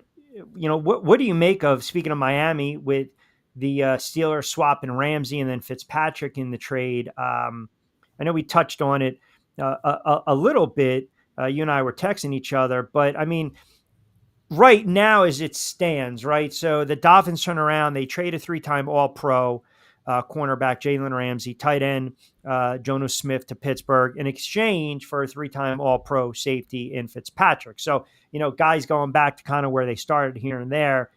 You look at the salary cap, you look at some of the numbers. Is Pittsburgh a better team today? Is Miami a better team today? I'd say the Steelers are. They wanted Jonnu Smith. They wanted a tight end other than Freiermuth. They want to do a lot of 2 tight end formations, and he's going to come in there and help Arthur Smith on the offensive side of the ball. And Ramsey, he wasn't going to be in Miami. He made it abundantly clear, and Stephen Ross knew that. Chris Greer, their general manager down there, knew that, and they found a landing spot for him. So they get Minka Fitzpatrick back to Miami where he started playing, and we'll see if he's still the same guy. I always liked his ability with the Steelers. Last couple of years, he's kind of slipped from his all-pro level. So, but I think I'd have to say the Steelers won that trade because Ramsey, you're going to pair him with Slay. You have Joey Porter Jr. That secondary is going to be very strong. Do you think they trade TJ Watt to Steelers? No, I don't think they do. I think it's going to be a situation where they get to training camp and then they'll work something out. He's been such a dominant player for him. Yes, he's getting a little up there in age, but he's a 19-plus sack guy over and over again. And he's the key to that defense. So I think they'll get it done, maybe slide some money forward. He saw what Max Crosby got, and he kind of wants to be in that same neighborhood. Vince chimes in, if the NFL is hiring guys with substance abuse issues, I think we should all fill out an application. Maybe I can be a GM somewhere. Waller was washed with the Giants. Hey, listen, what you guys do during your day on your time is your business. As long as it doesn't interfere with 4 to 6 Monday to Fridays, we won't have any issues. But that's the NFL. How about Deshaun Watson now trying to be a mentor? I mean, that, when I read that, I'm like, I mean, the jokes kind of write themselves in that regard. There's a little, I guess you can say, buzz that quarterbacking competition, it's not Sanders' job. Yeah, I think it's going to be a fun one to watch going into training camp, seeing how they do in the preseason games and who's getting the most reps in training camp. Flacco's going to get his opportunities. Obviously, they brought him back. He led them to the playoffs a couple of years ago. And Sanders and Gabriel, they're rookies. So they haven't been around the league. I do, though, think the odd man out is Kenny Pickett. I just don't think there's much there in terms of his playing ability. And I did think it was funny that Watson is going to mentor him. It's basically show him a blueprint of what not to do. He was right up there his first couple of years in the league. Let's not forget, one of the best quarterbacks, and he just blew it up. All right, so as we typically do, we go around the league, we break down the divisions. Today, it's pretty simple how the AFC West was won. And I think this is going to be a very compelling division. I pulled up the win totals, and I'll do them right now for everyone chiming in the 5 o'clock hour. Middays with Q. Rich Quinones here. Lloyd Vance, host of Lloyd Vance's Insider Football on Sports Radio 102.9 FM. The Game, kind enough to join us. Kansas City, your AFC champ, but runner-ups. 11.5. Chargers, 10.5. Broncos, 9.5. Got some Broncos fans that chime in. The Raiders at 5.5. So let's start with Kansas City. Obviously trying to get back to the Super Bowl. Very hard to get back to the Super Bowl when you get there and you lose it. We still know that this is a veteran team. Kelsey, Mahomes, the weapons, Andy Reid. I think they're going to get pushed this season in the AFC West by the Denver Broncos. But we're talking about a Chiefs team that typically will win 12, 13, 14 games. The total sits at 11, juiced over 11.5. So are you going to play over? You believe this is a 12-win team as I pull up their schedule, or do you believe they take a step back in the AFC? Q, you can't bet against Andy Reid and Patrick Mahomes. Look at last year; they were 15-2, and they were not playing their best football. They found a way to win games, and I think they definitely will find a way to win 12 games. The schedule is tough, though. They played 10 teams that were in the playoffs last year. A lot of primetime big spot games, and we'll see if they're up to the task. Now, Patrick Mahomes obviously is back. Rashee Rice, they're hoping that he comes back from that leg injury. They have Worthy, Hollywood Brown. The key thing, though, is the offensive line. Everybody knows that. Going back to the Super Bowl, they drafted Josh Simmons coming over from Ohio State. He did have a knee injury in college. He is looking a lot better and could be ready for training camp. They bring Trey Smith back. And then you have to wonder, how much does Kelsey have left? And Patrick Mahomes, where is he fitting into this thing? They brought Kareem Hunt back. Not a lot of big changes in terms of who they're bringing back. So, sure. They're just trying to reload and figure out how to stop the pass rush of opposing teams, because everybody's looking at that tape from the Super Bowl, what the Eagles did to them. Yeah, and that's the problem, right? And also, too, I mean, think about this. you got a player that had a down year in Chris Jones. I mean, when it was all said and done, right? You got a team that's aging on the defensive side of the ball. That to me is a problem. Yeah, it's something they're going to have to watch because age is creeping in the door. You expect these guys to be in the Super Bowl year in and year out, but they were young guys when they first started making this run. Now they're a little older and in key positions, particularly you talk about tight end. Chris Jones is another one. He's up there in age now. Karlaftis, they paid him a ton of money, and they're expecting him to get some pass rush. He's going to need some help though. They bring in Mike Dana over and Nick Bolton. They're going to need him to play better. The secondary is kind of a work in progress. They bring over Christian Fulton. He's coming over from the Chargers. So we'll see how they work out. But I do expect them to be one of the top teams. Yeah, and they drafted the cornerback out of California in the 3rd round, Williams. They went Simmons, as you mentioned, the tackle out of Ohio State, Norman Lott, the defensive tackle out of Tennessee. They went edge from Louisville in the 3rd round. Open up Chargers, Eagles right away, the Giants, the Ravens, Jacksonville, the Lions. Kind of a mixed bag, right? A test at home, Chargers, then perhaps the revenge factor, getting blown out in the Super Bowl in a non-competitive game to the Philadelphia Eagles, a bad Giant team, then the Ravens. I mean, imagine the panic. Now, a couple of years ago, they were 5-4. They lost 2 out of 3, and they were sitting at plus 450 to win the AFC West, and then they promptly won 7 in a row. So as you said, you don't count them out. They get the NFC East as well. I mentioned the Eagles, the Giants, Commanders, and Dallas, a couple teams from the AFC South to beat up upon. They close with the Titans, the Broncos, the Raiders. Now, I believe they're going to win their 11, 12 games. I think, again, do we agree that we're looking at 11 to 12 Kansas City? Yeah, Q, I'd have to say yes. And tough schedule. They start in Brazil. Don't forget they play the Chargers week 1. That's a Friday night game, September 5th in Brazil. So they have to travel there and they got to come right back and host the Eagles in a game they're hoping for revenge. But, and then Lamar Jackson week 4, Detroit week 6. Jaden Daniels week 8 at Buffalo, huge game, former conference championship in week 9. They get the bye week 10, play Dallas on Thanksgiving. Yep. So you're going to get to see a lot of this team.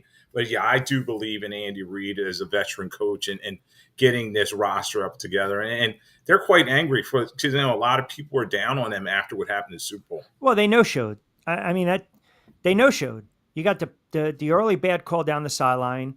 And offensively, you thought, here we go again. It's Kansas City's game to win. And then they just got absolutely dominated, thoroughly dominated. The Chargers, I think they're going to be sneaky good. Now, I already told you this. Last year, I took a flyer on Herbert to win MVP. I'm going to go in a different direction with a quarterback coming out of the AFC West that we'll get into in a moment. They're sitting at 10.5. What's interesting to me is the way they open up the schedule. Chiefs, Raiders, Denver. I mean, listen, you want to get tested right away? That's kind of rare. You're going to go right out of the gate, divisional opponents, 3 in the books to start the season. Yeah, it's going to be a fun team to watch. A lot of expectation around them. Harbaugh's been there now a year, and he's kind of instituted his plan. Joe Hort's coming over from the Ravens. They did have a lot of former Ravens, but some of those guys have moved on. Gus Edwards, J.K. Dobbins. But they were trying to get the toughness with this squad. In terms of the Chargers, does Herbert have enough weapons around him? They have Quentin Johnson. They're kind of underachieved, some drops in his pass. They're bringing Mike Williams back from the Jets, who really didn't do a lot last year. Trey Harris, they're bringing him in as a 2nd-round pick. All eyes are going to be on Ladd McConkey to see if he can step up and be that number 1 receiver for them. I'm really interested to see about their running back, Omarion Hampton, that they brought in from North Carolina in the 1st round, a dynamic kid that can catch the ball and do a lot of things that Eckler used to do in the past. Offensive line, they've been tinkering with that as well. They're bringing in Mekhi Becton. But Herbert has got to play to that. He's got a high price tag, Q. And people have always compared him to all the top 5 guys like Joe Burrow, Mahomes, and them. So he's got to step up. So this is going to be a fun team to watch.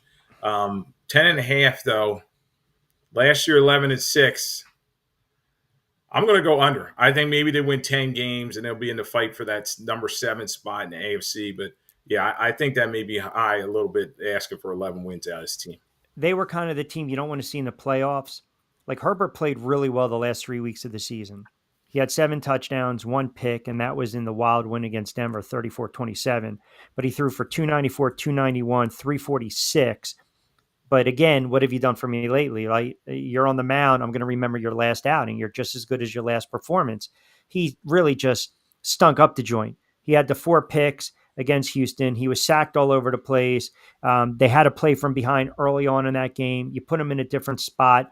They were blitzing. They were sending guys. He had no protection whatsoever. They need, again, AFC West. They're going to beat the hell out of each other up. You got to keep them upright offensive line. But to your point, I think there's a lot of pressure on him and Harbaugh. The expectation is, you got to the playoffs, really push Kansas City, try to be that sleeper team coming out of the AFC West. I think the way the division is going to play out, I'm leaning under, and I can see them with 9 wins, to be honest with you, which, speaking of which, leaves us to the Denver Broncos, 9.5. Now, I'm a Bo Nix guy. I'm not the biggest Sean Payton fan, but I will say this. I like Bo Nix. I think he's a sleeper to be a dark horse MVP candidate. He's got the size, he's got the arm, he's got the gumption. He's got a head coach that's entrusting him to throw the ball down the field. I don't know if they're just too young at this moment. Now, I think they get a break because they open up the season against the Titans and the Colts. Now, if they beat the Chargers, now you're sitting at 3-0, where you might get a wild, high-scoring game against Cincinnati. But they're going to be tested. The Chargers, Cincinnati, then they've got the Eagles, the Jets, and the Giants. And the Cowboys. You're talking, if they can come out of the gate 5-3, 6-2, and maybe Kansas City stumbles a little bit, they're going to be the talk of the AFC and maybe the NFL. And I know, last year we look at these teams, Lloyd, we say to yourself, okay, here we go. Are you ready to take it to the next level? The last game of the season, Kansas City had nothing to play for, and they waxed them. But it kind of came home the roost against Buffalo in that wild card game where they just were not competitive. They just got overwhelmed. And remember, too, they took the lead early in that game 7-3, and that was it. Buffalo scores 28 unanswered points, and they beat them 31-7. Do you think that helped them last year going into the season mature a little bit? I think, Sean Payton is definitely going to reevaluate things after a 31-7 loss in a wild card round. And they said, okay, we're good, but we're not great. We're not in that upper echelon of Buffalo and Kansas City. And good story last season, 10-7, total turnaround. They make the playoffs probably a year early in my estimation, Q. So they do have some weapons in Cortland Sutton and Mims, and they're bringing Brian over in the 3rd round. Evan Ingram, this is where he's landing. Huge pickup, by the way. Huge. I like that for Bo Nix, and he's going to be, with Adam Troutman, they'll have those 2 tight end sets. And Nix, you talked about what a great season he had last year, 29 touchdowns, 12 interceptions, and he just did not play like a young rookie. So he's going to get his opportunities out there. They're bringing in R.J. Harvey coming in, one of the best backs in the draft last season in the 2nd round. Mike McGlinchey and that offensive line have got to improve. And defensively, Vance Joseph did a great job with this group. They only allowed 18 points per game. So, with Surtain the second and the rest of those guys, that defense is going to be flying around. So, interesting team to watch. Joe Lombardi, another former Saints guy, he's coming over to be the offense coordinator. And, I want to see early on in the season, can they take advantage of Tennessee, Indianapolis, and get off to a hot start, and then that'll help springboard them. But I think they can get to that 9.5 number. I do believe in the same process as you were saying with Nix, and Sean Payton's been around this league. He knows how to win. Are we looking at, when we talk about these quarterbacks taking the next step, right? And we look at what they do in year number 1 as rookie quarterbacks. This kid got thrown to the wolves, thrown to the fire, but he played really, really well. And we know that Sean Payton is a guy that, this is his kind of type of quarterback. He's built, he's got accuracy, he's a tough kid. He didn't get sacked a lot. He's only sacked 24 times. The offensive line did a really good job of keeping him upright. But is this now 4,300 yards, 36 touchdowns, 8 picks? Like now lead them to 10, 11 wins, push Kansas City. Are we looking now? Is he a franchise quarterback? I mean, we saw what he did his rookie season, but you believe this kid's going to be a 10-year plus vet with Denver, be a franchise quarterback. And as far as the projections, can you see 4,335 touchdowns in 2025? I could see definitely ascension in his numbers. And as he was real close last year, 3,700 and some change. Yeah. So I think you can get that 4,000 yards plateau. Peyton is letting him cut it loose. And you talk about Ingram coming over there to team with Sutton and the rest of the guys, RJ Harvey, as I talked about, also J.K. Dobbins. So they're going to try to establish that running game, get the play action that Lombardi loves so much, and then let Knicks drive the football down the field. So as long as the line can play like they did last year, and there were some question marks on the line after Cushenberry left and he went to Tennessee, but they did a nice job filling the gaps, and we'll see how these turn out. But yeah, Denver, I think, is going to be a fun team to watch. They're young, they're exciting, and they seem to be ascending. Lloyd Vance, kind enough to join us for a couple moments. Give him a follow on X at Lloyd Vance, host of Lloyd Vance's Insider Football every Monday, 8 o'clock Eastern Time, 8 to 9 on Sports Radio 102.9 FM. The Game joins me right here during the football season on middays, and of course, Back Your Play, our gambling pod as well. All right, you got the Raiders to close things out. They are sitting at, let me pull up the Raiders numbers. I had it in a moment. 5.5. Which is really, really low. But again, everyone thinks that the Raiders are rebuilding a little bit. I think it's probably contingent upon the quarterback play, but where are you at right now with the Raiders? Yeah, the Raiders, they're trying to bring some discipline in there. They're bringing in Pete Carroll and John Spytek coming over, a general manager from Tampa Bay. So they're trying to build this roster back up. They jettisoned a lot of guys, and they're just trying to change the culture. So Geno Smith coming over, was the rebirth in Seattle true or not? Now we're going to see. He gets traded to the Raiders, and he's firmly the quarterback in command. And they have Trey Tucker. They drafted Jack Beck, Jacoby Myers that we know from the past, and they also brought in Dante Thornton. So they're trying to clean up that receiver room. Offensive line, question mark there. You have a couple guys like Colton Miller that have been there for a while.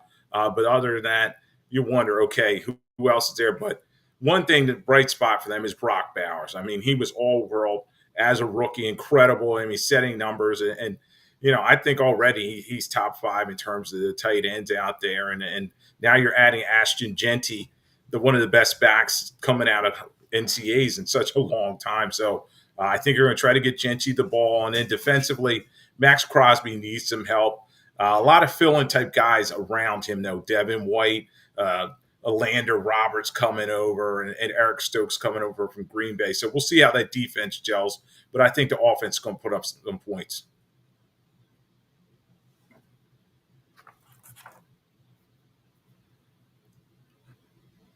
I can't hear you, Q.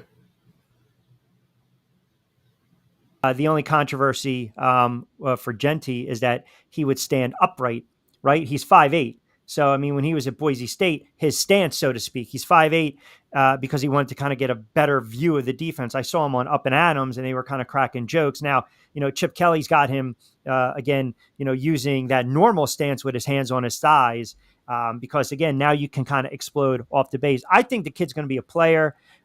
I think ultimately, though, if the Raiders are going to have any level of success, and I know it's you guys probably know where I'm going with this. It's almost kind of beating a dead horse, but it's to the point where what are you going to get from the quarterback?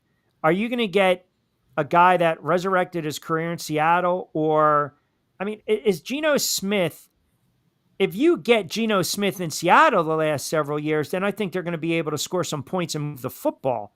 I guess at times, though, he had a down year last year. He had 21 touchdowns. He had 15 picks. And Lloyd, he's been sacked 3 years. The last 3 years in Seattle, he was sacked 125 times. That worries me a little bit. Yeah, he's going to need to have protection. And as you said, very inconsistent with all those interceptions, making bad decisions with the football. I watched a a lot of Seattle's games, and you're like, what are you doing? Sometimes he was just trying to fit the ball in bad spots. And now, he's going to be facing some better defenses in the AFC West. So,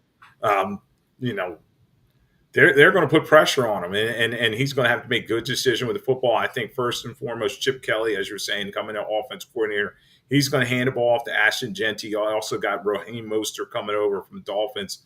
We'll see what he has left. 5.5. Last year they were 4-13. So so you figure, all right, they'll hit that number. You know what I mean? I think it may be a push, but I think they'll get that 1.5 more wins.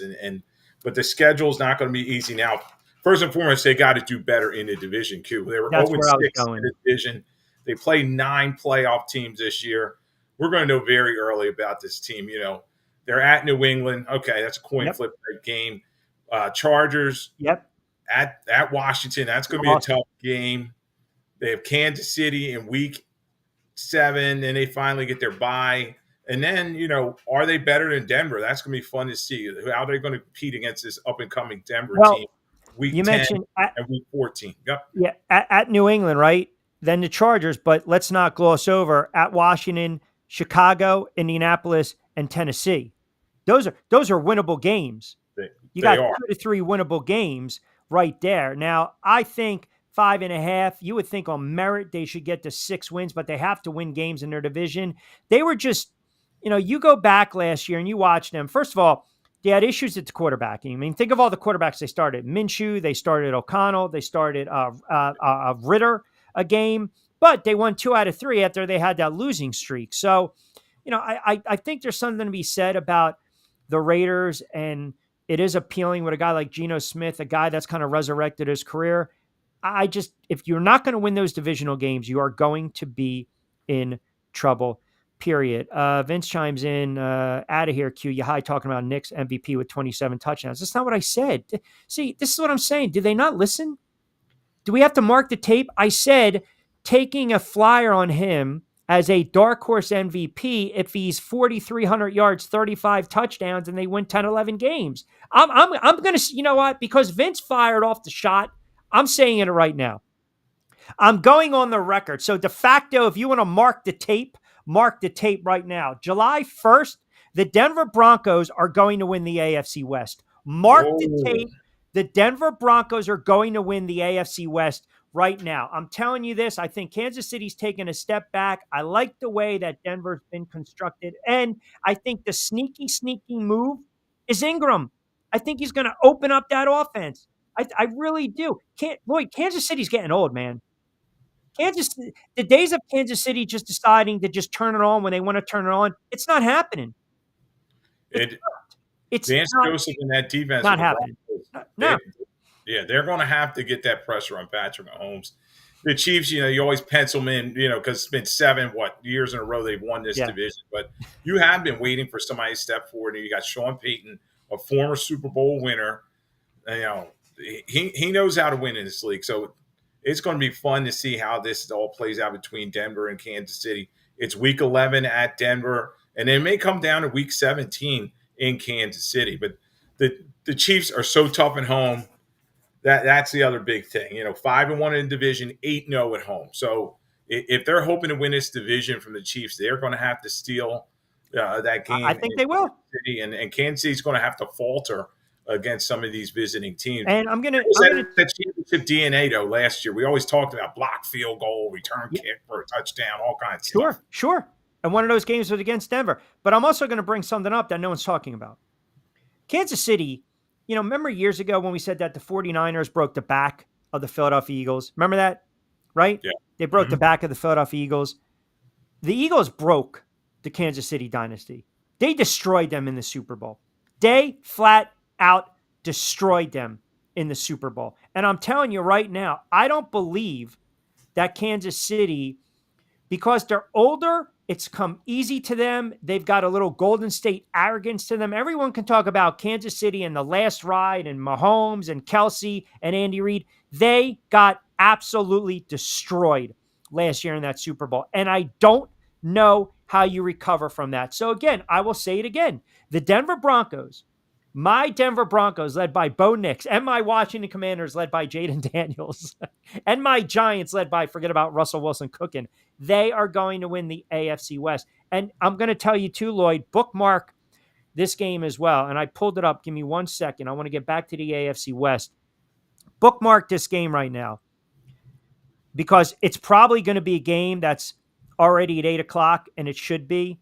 That game, Denver is going to grow up on the road December 25th against Kansas City. That's going to be the game that's going to clinch the division. Yeah, that's going to be the game. Bo Nix, odds plus 7,500. There you go. Take a flyer on Bo Nix. In its year 2, we always said about receivers taking that big leap in year 2. We've seen quarterbacks do in the past. Think about Ben Roethlisberger. Think about Dan Marino leading his team to a Super Bowl in his second season. They just come more comfortable in that offense, and now you have Lombardi over there, Sean Payton, that are going to work with him. And I'm expecting, some dynamic plays from this team. So they like to throw the ball down the field, and I expect that a lot. Yeah, Scott chimes in. How about any concerns with their defense, Denver's defense? Yeah, they're going to need to get some more pass rush. They bring in Dre Greenlaw coming over at linebacker. You see what he has left. The defensive ends, you're like, all right, you need some more pressure out of John Franklin Myers and Zach Allen. And that defensive line has got to step up. But the linebackers play very well. You're going to have Greenlaw. You're getting Alex Singleton back. And then, obviously, Patrick Surtain, the second's one of the best in the league. They bring Hufanga coming over from the Niners, too, at safety. A lot of moving pieces with this team. And then you talk about Jahdae Barron. I hope I said that right. First-round pick this season they're bringing over as well. So they're doing a lot with that defense. And Vance Joseph's done a nice job with that. Yeah, and Cooper's a good linebacker. Cooper's a really good line. Jonathan Cooper, man, he had 10.5 sacks. I think the Raiders are going to win some games. Okay. I'm not confident playing their over in the win total. And again, maybe people will say July 1st, Q, you're way too high on the Denver Broncos. Now, you know me, I was a Bo Nix guy. I was like, hey, if the Giants have an opportunity, go and grab this kid. That wasn't the case, but you brought up a very good point. We talk about the progressions from year number 1 to year number 2. We're going to see it in Washington with Daniels. Stroud was a different animal. Love's still the verdict's out, but I think everything's in place for Nix. I think the expectations are very high for Denver because they've been waiting for that quote next franchise quarterback, right? You got Peyton with the bad neck, but he still comes off that MVP season after he's unceremoniously released by the Colts. Other than that, you have to go through the litany of quarterbacks over the years, right? Bo Nix can be that guy who's under center for 10, 11, 12 years. Now, the Chargers are going to push a little bit. See, that's the uniqueness of the division. Teams are getting better, whereas Kansas City, and you brought it up at the start of the segment, what has Kansas City really done that makes you say, man, they are so much better today than they were last year? What have they done? Yeah, if you really look at it, they get rid of Joe Thuney, who was an all-pro at guard. Yeah, they wanted him out the door after he played terrible at tackle. I mean, that was their mistake putting him out there. And we'll see about the knee injury with Moore. That was big at Ohio State. He's a big hulking player, but is he going to be able to come back? We talk about Rice and his injury. And then the defense, the defense, the Eagles were able to pick them apart. So Spagnuolo's got to change his playbook. They can't just go with the same thing over and over again. And then recently I saw Patrick Mahomes, Q. He looked like he was a little out of shape. So, they got to get ready because everybody's still coming for him. The bullseye is on the back of this team. If you look at the AFC, and I told you, I thought Buffalo is the most complete team in the AFC. Yes, Kansas City is still Kansas City. We know that, but you still have to play the games on Sundays, right? And Mahomes has been a little banged up. Kelsey, the other thing that worries me if I'm a Kansas City fan, to talk about Kelsey kind of flirting with retirement here and there. Is he shot? Is he cooked? Does he have anything left? I mean, is he a full-time player? Is he going to really be committed? He's getting up there in age. Look, he's an all-time great. He's a Hall of Fame player. Even on his worst season, he's still top 3, 4, 5 tight ends in the leagues. But you see the drop in production over the last several years. You can't ignore that. He goes from 110 catches to 93 to 97. The yards are down, the touchdowns are down. And then ultimately, too, when do we really look at him? Come playoff time. He didn't do much against Buffalo, and he really didn't do anything against the Eagles. And honestly, in a game that was against Houston, yeah, he had the touchdown. But, Mahomes of him and had such a run with Andy Reid. And I think sometimes you got the young bucks, you got the young horses. You have teams that are so familiar with you, and they're trying to get over the hump. They're trying to get over the hump. Denver's kind of been the little kid, Chargers the little kid, the Raiders been the little kid on the yard getting bullied by Kansas City all those years. And now I think it's their turn to start doing the bullying. Yeah, Q, you and I know from the NFC East, all those years the Dallas Cowboys were dominant, and all the other teams were kind of sitting there waiting, and then they found a formula to beat them, and namely it was, the Giants. You know what I mean? The Giants and their pressure on a quarterback that changed things around with that Dallas team, and I don't know if Kansas City's fixed that problem, and that was a big hole in the Super Bowl, and they're going to look at the tape. They're going to say, okay, we're not afraid of them anymore. You use that bully reference.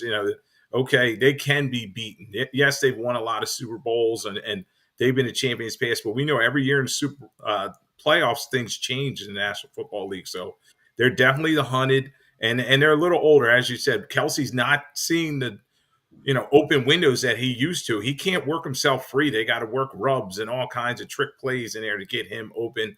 And you wonder, okay, is Noah Gray ready to step in for him? And I don't know if he is.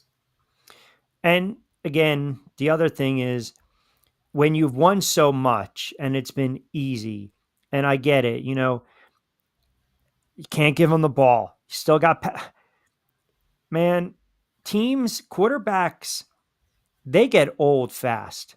Now, Mahomes, I'm not suggesting that Mahomes is getting old fast. I'm not.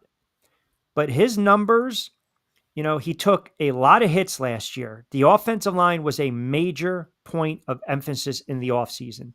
He got sacked 36 times. That was a career high. His numbers dipped as far as yards. His numbers dipped when it came to pass attempt, completion percentage, and everything kind of dipped. And even his interceptions went up a little bit. Touchdowns went down. Your days of your 38-6, 41-10, I think Mahomes now is at 26-10, 27-10 type of quarterback, right around 4,000 yards, which is a very good quarterback by NFL standards. But the offensive line concerns me. And again, I go back to what the Eagles were able to do in the Super Bowl. They absolutely harassed him big time. You sit there and say, well, he was sacked. No. He was sacked 6 times, and he was running for his life. It's exactly what Tampa Bay did to him a couple years ago with Brady and the like. And I think this is a season that it all comes to a head. Now, I'm not going to suggest that this team's missing the playoffs. That's foolish. But I think they're going to get a run for their money in the AFC and in the AFC West. Now, with that being said, I'm going on the record. I like the Denver Broncos to win the division. Who do you like to win the division? Yeah, I still think that the Kansas City Chiefs are going to get done. But, it's not going to be the Angels in the outfield like last year where they're winning these games as close and everybody's questioning their officials and everything. It's going to be tight, Q. It may come down to that Week 17 game that we referenced earlier. And I think they are getting closer to the pack. So I say they'll win it barely, but changing the guard is coming over the next couple seasons. By the way, Mets postponed, Phillies as well. Split doubleheader tomorrow, 110, 710. Mets put it out there in the count. If you look at the AFC at this moment, if we kind of quickly handicap it, Kansas City, Buffalo, if I'm going with Denver out of the AFC West, that tells you that I think I'm pretty high on Denver coming out of the AFC. By default, the AFC South, we talked a little bit about that. Houston, and again, they don't really scare me. I don't think they should scare a lot of players or a lot of teams, I should say. Then you've got the AFC North. Baltimore is still there. I mean, look around right now. You probably have 3 or 4 really good teams. And then I think you've got a lot of, I don't want to say competitive balance, Lloyd, but I'd say maybe teams that are just not on that tier. Like Buffalo, Kansas City, Baltimore. I'm going to put Denver there. And let's just say Houston by default of the South. Should we throw Cincinnati, assuming that their defense shows up this season? Yeah, I would add Cincinnati to the mix. They obviously got to figure out what's going on with Hendrickson and his contract, but they're a dangerous team. As long as they don't get off to that 0-3 start, they'll be in the mix. And yeah, I do agree with you. It's very top heavy. You know, Kansas City, Baltimore. You already know they're going to be there. Buffalo as well. So but there's 7 spots up for grabs, and we know every year there's 4 new teams in the playoffs. So I do think that Denver is going to take a step forward, and some of these other teams, but it's going to be very competitive in AFC. I want to pull this up real quick because I got Kevin and Jackson asking. I have Salim asking. And I have Maddie in Delaware asking. So this is right now. I'm going to give you the date. Okay. This is updated 2025 NFL MVP odds. I will throw to you. Who do you think are the top 3 right now as far as the best odds to win league MVP? Lamar Jackson, Josh Allen, Patrick Mahomes. Joe Burrow. Oh, Joe Burrow. Jackson is at plus 550. Allen's at plus 550. Burrow's at plus 650. Mahomes is at plus 700. Now, the reason I bring that up, it kind of tells you where the betting public's thinking too. Daniels is at plus 750. Now you've got a major jump. From Daniels, it goes to Hurts plus 1,700. Then it goes to Herbert. Then it goes to Stroud, Love, Mayfield, Murray, Williams, Prescott, Love, Purdy, Bronco. The other thing is, what's the trend here? They're all freaking quarterbacks. I don't see Saquon Barkley. I don't listen, non-quarterback. Again, he's at plus 5,000. Derrick Henry's at plus 6,000, but Stafford is at plus 3,500. Knicks is at plus 3,500. I'm telling you right now, take a flyer on Knicks and Murray. But it shows you what also the betting public is starting to think about Patrick Mahomes, right? Because typically he would be right there, number 1. Yeah, and you'd always say, okay, he's going to be in the mix. But last year they're winning games, but was because of him or the team around him, and he didn't play MVP like, you know what I mean? And in his Super Bowl, he did not play MVP like. And and also in terms of running backs, yeah, they should be in the mix and receivers, but we know it's a quarterback award, so it's not going to be one of them guys. Listen, they're playing with fire. They beat Baltimore by 7. They beat Cincinnati by 1. They beat Atlanta by 5. They beat the Chargers by 10. They beat Tampa in overtime. They beat Denver by 2. That was the blocked field goal. They lost to Buffalo. They beat Carolina by 3. Vegas by 2. Chargers by 2. Houston by a touchdown. And then, obviously they no-showed it against Denver to rest all their starters en route to 15-2. That franchise, that team is leaking oil. If you play them for 60 straight up, you can beat them. They're not going to be a 15-win team. They're not, which kind of leads into this. Scott wants to know AFC sleepers. Who are the AFC sleepers? Because one team always comes out of nowhere. So right now, I ask you, if we look at the AFC and kind of handicap it from a sleeper standpoint, is Denver too obvious if I say that? Yeah, I would say let's cap it at non-playoff teams. So you got Miami, the Jets, New England. Well, Cincinnati, you can't throw there because they won 9 games and it's still Burrow. Cleveland, the Colts, Jacksonville, Vince's ears perking up, the Titans, or the Raiders. Yeah, and if I'd say non-playoff teams, okay. We figure the Bengals will be back because last season they got off to but there's right. So get rid of the Bengals. That's a caveat. Yeah. That's not fair. I'll say the New England Patriots. We talked about this, I think, a couple weeks ago with the Patriots. I think with Drake May, they're bringing in Vrabel in terms of that toughness and adding some discipline to that team. I think they can sneak in and be a wild card coming out of the AFC East. Wow. So New England opens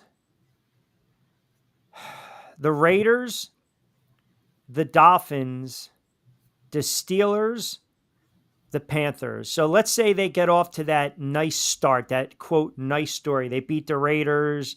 They go on the road. They beat Miami. They beat a Pittsburgh team in flux. They beat Carolina.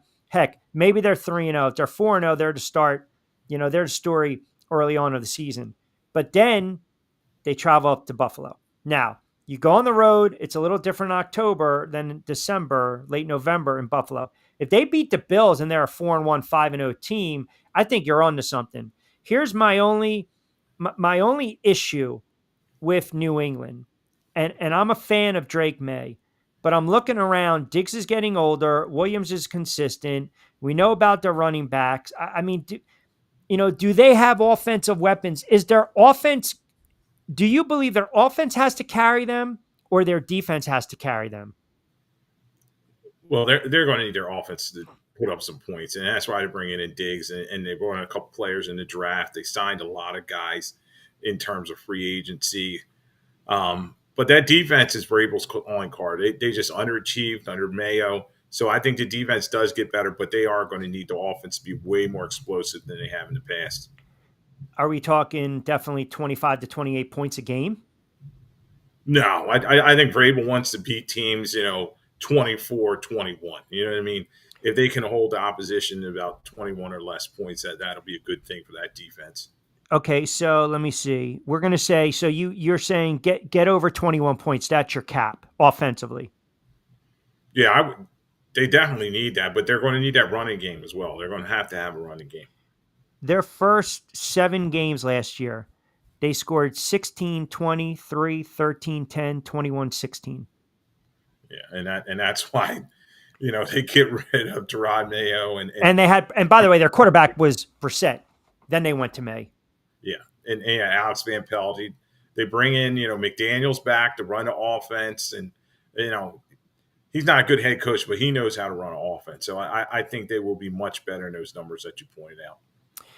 All right. So we got the AFC West in the books. We got some sleepers. Let me get a couple of comments in here real quick. This is Franchise chiming in from Delaware. Go figure. Q Lloyd, always good to hear you guys talk a little football. What do you make of my Ravens coming out of the North? Is it Super Bowl or bust for Harbaugh and Lamar Jackson? It is. They got to have playoff success. They have to compete with Buffalo. They have to beat Kansas City. And Lamar Jackson, he's going to put up those huge MVP type numbers, but it's always going to be, all right, get it done when it matters most. But I like the team that they're building there. I mean, they had another good draft, in my opinion. The offense is feeling real healthy. They have Derrick Henry for another season. Got to get some more production out of the receivers. And Andrews, obviously, you want more, as he's aging. Jay, Jets fan in North Jersey, chimes in. Guys, who do you think puts up better numbers this season, Aaron Rodgers or Justin Fields? I feel like everyone's kind of asked us that question. Yeah, I saw something online and I got an email. That's a tough one. I think Fields is going to put up some nice numbers, but they're not going to win as many games. You may see, Rodgers in terms of being a game manager. Now he gets Jonnu Smith there to kind of work the middle. They have DK Metcalf, the deep roots, and they're going to need to improve that offensive line. But they're going to run the football with that rookie that they brought over from Iowa. And the Steelers are going to be a physical team. So if you're looking at numbers, fantasy football-wise, go with Fields. But in terms of real football and wins, I say, Rodgers will have a better season. All right, and then let me get one more in here. Cappy chimes in. Guys, Pittsburgh fan, what do you think the realistic expectations stat-wise are for Watt, depending upon if he's still on the team or not? So obviously he's saying, look, don't trade TJ Watt. I mean, I haven't even looked at those types of props. I mean, I would think if he's engaged and they pay him and they take care of him, he should be good for at least 12, 13 sacks, right? Yeah, definitely. I'd say 15. He's that type of explosive player. They know how to free him up on the outside. They also have Highsmith and Hayward's back for another season. So I think the Steelers defense is still going to be attacking. So he's going to get his numbers. All right, a couple minutes to play with before we get out of here. Don't forget, give Lloyd a follow on X at Lloyd Vance. Tune in every Monday, 8 to 9.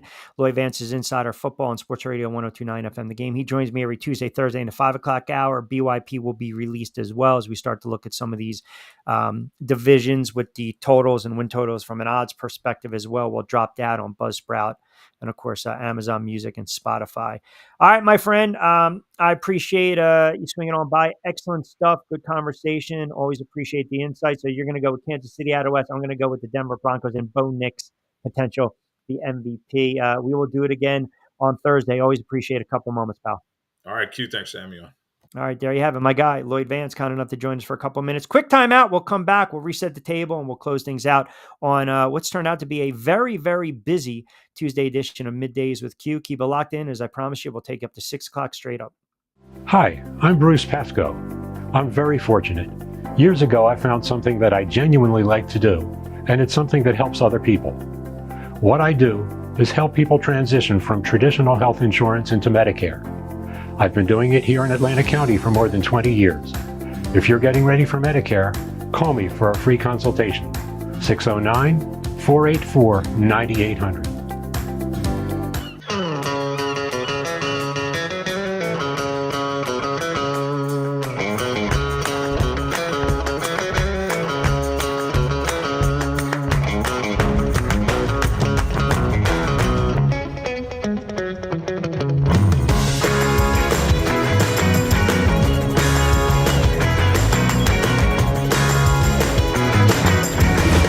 What the Down Beach Seafood Fest is all about. It's about community, it's about friends, it's about culture, right? The food culture in Atlantic County is rich.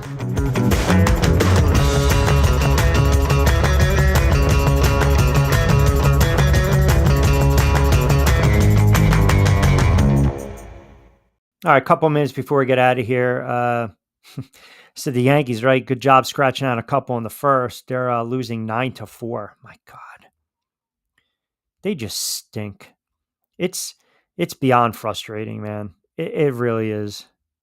Let me pull up Judge 2 for 2. Still having a monster season, batting .358. They just got problems top to bottom with their lineup. I told you the Phils and the Mets both postponed. Let me give you the Q-factor to plays as well before we get out of here. I wanted to go with the Phillies, but can't really do much with that. So we're going to call an audible at the line, right? We'll go... I don't like the pitching matchups tonight. Holmes and Anderson. I will take the Braves, though, minus 200 on the money line against the Angels. Not a bad little run with the Cubbies. They got Boyd on the hill, 7-3, 2.45 ERA, minus 190. So we'll grab them. And just because we've been absolutely red hot with the WNBA, 8-4 over the last 12, we are going to go with the Fever. Give me the 10.5 against Minnesota. The Lynx have been playing really well. 2 in a row, 5 of 6. The voting's out as well with the WNBA, and I think Clark's going to be out for the Commissioner's Cup. I want to squeeze in 1 or 2 more comments. Joe D again, Summers Point chiming in on the Beasley scandal. Q, do you think this is trickled down to those super max types of players, the guys that we would come on the air and say, oh my God, I can't believe this guy got caught? If you're asking me if I think a SGA or a Giannis or a Harden or an Embiid or a Brunson, any of these guys would ever get caught up in something like this, I think the likelihood, I think it would be highly unlikely. But I've also learned to never put anything past anyone, because at the end of the day, everyone's human. They make mistakes. And as Jonathan said, the vices, right? I mean, it's definitely tough to work around that or deal with that. So that's something that I would just be wary of. I still believe that there's a major problem in the NBA with this, and it's not going to go away. We'll wait to see exactly what comes out from this investigation. But overall, it's just a very extremely busy day. An extremely busy day with free agency. I mean, the buzz going around, Giannis wants out right now, or the Knicks going to be in play. What's going on with LeBron? We talked a little bit about that the other day. I think Damian Lillard's going to have an opportunity to play for Miami. They're going to probably, they're going to pay him. And remember too, what happened a couple of years ago when the Miami Heat and the Knicks were kind of blocked from DL. So it's the money in these contracts are absolutely staggering in the NBA. Staggering. That's why it goes back to where we started with the Beasley conversation. You're making a significant amount of money. You're weighing your risk to reward, right? your risk to reward, is it really worth it for a couple dollars? And if you're strapped, that's one thing. If you got an addiction, you got a compulsive gambling problem, that's another thing. If you're behind, that's another thing. So we really just do not know at this standpoint. All right, as we start to wrap it up tomorrow, we'll get into a little baseball. Steve Gardner later in the week. Lloyd's going to join us again on Thursday. Costco as well. I want to keep getting into college football, breaking down some of these conferences and get Costco's thoughts. Also, on Friday, John Bueller from Fansided. I will mix in a little boxing talk tomorrow with the news that Jake Paul is now ranked. So we'll talk a little sweet science tomorrow on a Wednesday. As always, don't forget, get social with us at Triax57. Log on to Triax57.com. Got a lot of interaction on the Facebook page. Like, comment, and share. Always do that. We want you guys to get social with us. So as I mentioned, it's real easy. IGX and online at Triax57.com. Myself, Rich Q on Q, on TikTok, Rich Q on the mic. You can catch us Monday to Friday. As soon as the show's over, it's right up on demand, not only on the YouTube channel, on X, and of course, Triax57.com. Good stuff from Jonathan Marshall from WMUR, Lloyd Vance from Lloyd Vance's Insider Football. You guys out there doing an excellent job keeping us locked in for 2 hours. I love the engagement. I love the comments. I love the fact that you guys hang with us for a full 2 hours. That's great stuff. And as always, have a wonderful Sports Tuesday. Enjoy the baseball late night in the WNBA with the one play. We'll recap everything tomorrow from 4 to 6. Be safe, be sound. As always, I'm Rich Quinones. Hasta luego, mi dia.